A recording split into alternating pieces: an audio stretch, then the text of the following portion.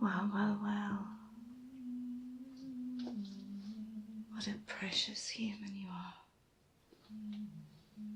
Brave enough to be wandering around all on your lonesome in a place such as this. Whatever possessed you to do such a thing? You don't know. Oh, I'm sure you do. Whatever could have encouraged you to stray from the others and off the safe path you'd been granted.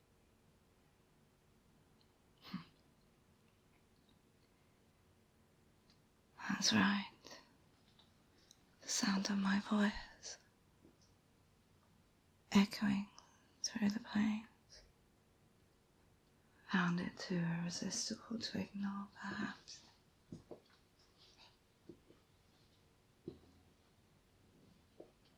Curiosity tugged at your spirit and guided you towards my voice. Precious. How fascinating. I've been watching you for quite some time. Ever since you arrived, actually. There's been something different about you. Something in the way you carried yourself when the other trapped humans cowered and cried. Not you, though. You were frightened. I could sense it. But the air of confidence you projected was almost convincing. I'm not sure, under the circumstances, who you were trying to impress. But you impressed me. Just a tad.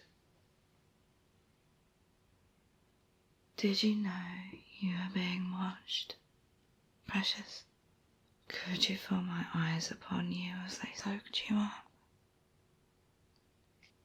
Isn't it funny how a voice, singing a few notes, can take all fear away from you? I haven't had a plaything for a long, long time, precious. Mainly because everyone on the plains knows me. But you don't. You want to, though. Isn't that right?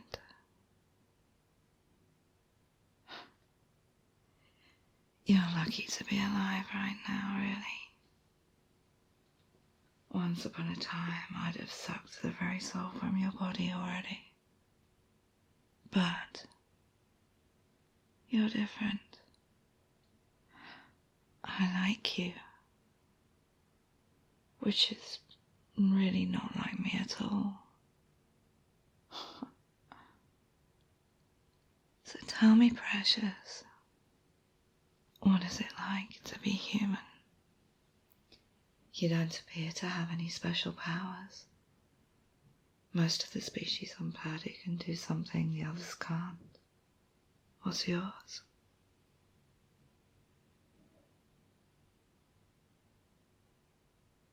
Oh. And what does shrugging shoulders do? I didn't see anything happen as a result.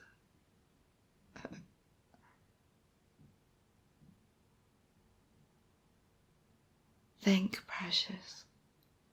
What is your special power? Charm? That's funny, but possibly accurate.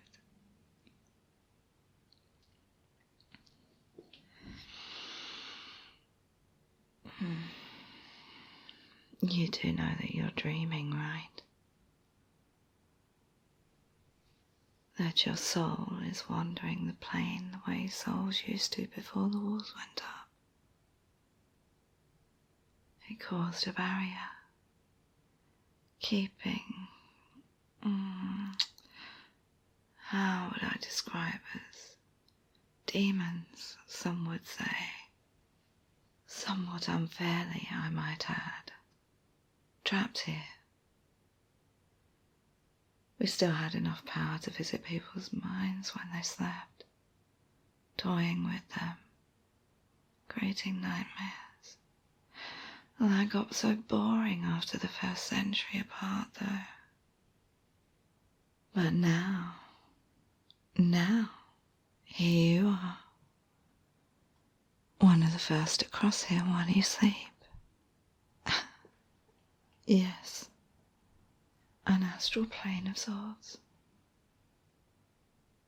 I, as a siren, could keep you here forever if I wanted to. Would you like that, precious? Or should we keep our meetings secret for now? Watching you during the day go about your business, calling you to me at night. This could be fun. For me, anyway. Maybe you. Who knows? It's my secret for you to find out.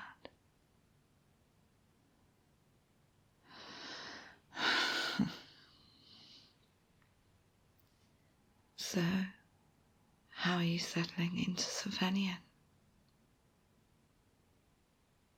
It's changed a lot over time.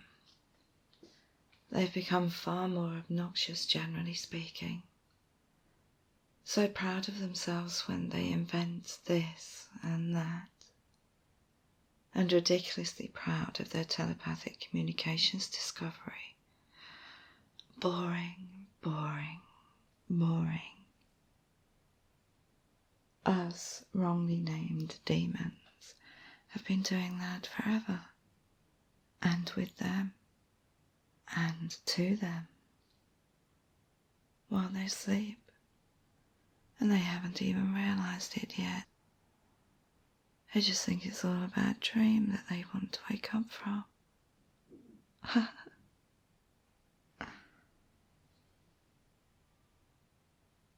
Well, I suppose that has been all it's been the last 1,000 years or so.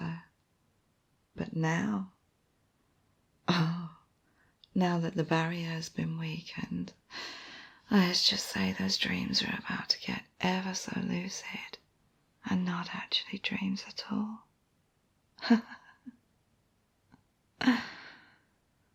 So precious. What would you like to do while you're here? Would you like a tour of the pit where the worst of the worst remain trapped? Or a visit to the brighter side? We have one of those too.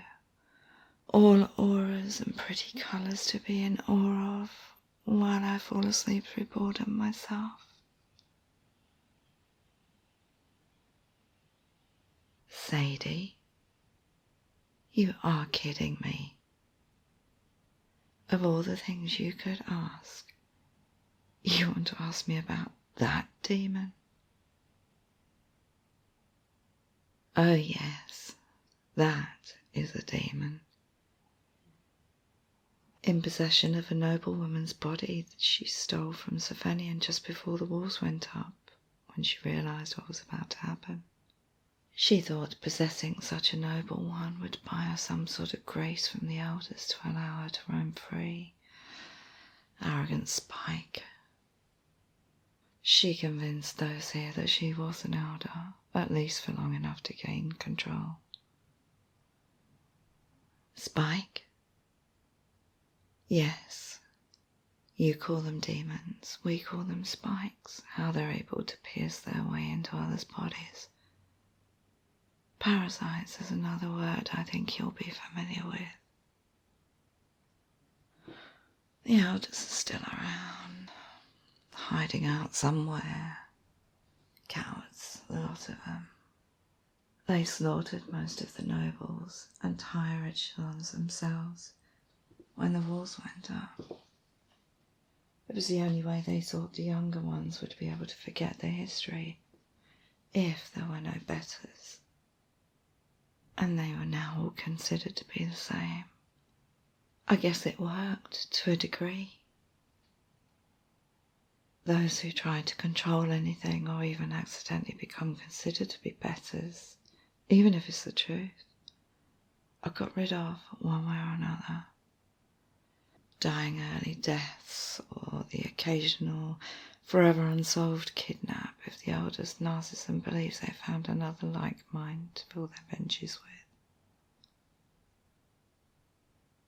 They watch, just as we have been, but they stay hidden. Gosh, this is even more boring than a tour of the auras over Perlo. Go back now, human, this was all a dream. And don't tell anyone what you've been told, for your own safety.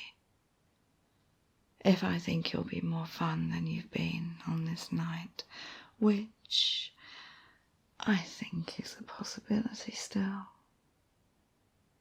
I'll call you to come to me again. How does that sound, precious? Oh, and sweet dreams.